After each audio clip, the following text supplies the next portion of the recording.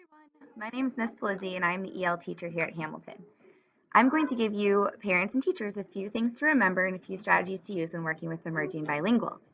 First thing to remember is that oral language is key when working with emerging bilinguals. Please make sure to make as many student to student, student to teacher, and student to parent conversations as possible. This builds their confidence and it also builds their ability to have conversational English. A great way to practice this in the classroom or at home is through Kagan cooperative learning strategies. They're a great way to practice oral language. So the first thing we're going to do is Rally Coach. And in Rally Coach, you need one piece of paper and one marker. You and a partner, you'll partner up with somebody, and my partner is Mr. Rosenthal. And one person will be the person writing, and the other person will be the coach. So I'm going to be the coach. So Mr. Rosenthal is going to do a math problem. 2 plus 2. When your partner is stuck, something to do is to tip, teach, try again. Make sure that you're having a conversation and helping them try to figure out the answer. Don't give them the answer though, because let them find the answer. Maybe let's count on 2, 3. 4. 4. Good job, Mr. Rosenthal. Then you pass the marker. Thank you. So now it's my turn to figure out the problem, and Mr. Rosenthal is now the coach. 3 plus 1. Well, 3, 2, The other way. So 3. 3. What comes after 3? 4. Oh, 4. It's very important to make sure that you're talking through the whole experience. Another thing to help with that is to make sure you have some predetermined questions and some things that students can say if they need to help teach their partner. Another thing that you can do is called Quiz Quiz Trade. In Quiz Quiz Trade, you have 2 note cards, or you have note cards for the amount of students that are working.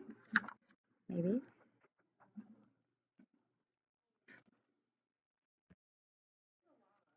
So we're going to work on math facts.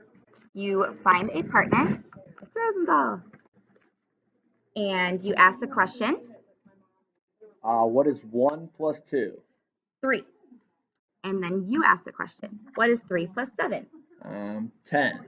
Good job. High five, switch cards, and find a new partner. This is a great way to practice vocabulary. It's a great way to practice all your math facts. It's a great way to practice pretty much anything and making sure we're still having those conversations while working on the standards. Something else to remember when working with emerging bilinguals is that listening and speaking are the first things to develop. And so that's cooperative learning. You're talking, you're creating confidence with English. The next things to develop are reading and writing. A great way to practice reading and writing at home or at school is through a dictato. A dictato is a predetermined sentence by either the parent or the teacher, and the student is going to write it. So Mr. Rosenthal is going to write the sentence that I give him on a sheet of paper where I've already made the lines. So your sentence is, I like school. I like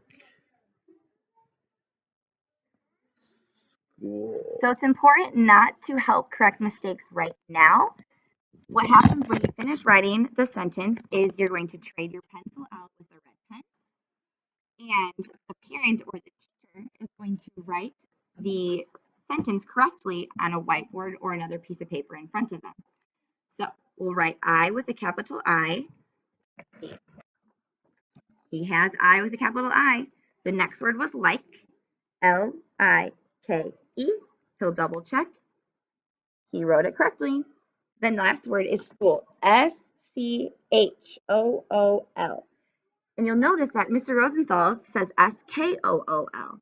So what he's going to do is he's going to put a line, a red line through the word school and write it correctly underneath. This helps the student to make sure they understand what they did wrong and make it correct. And then a period. So he forgot his period as well, so he's going to make sure he writes it in. What you're going to do is you're going to do that same sentence every day for 5 days. And then on the last day, you should have no mistakes.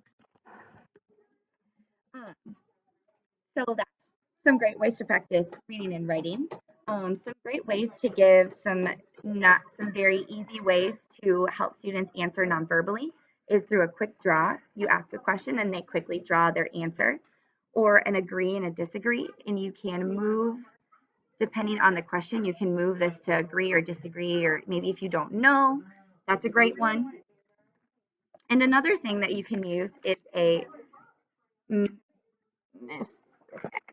You can use a truth or myth card.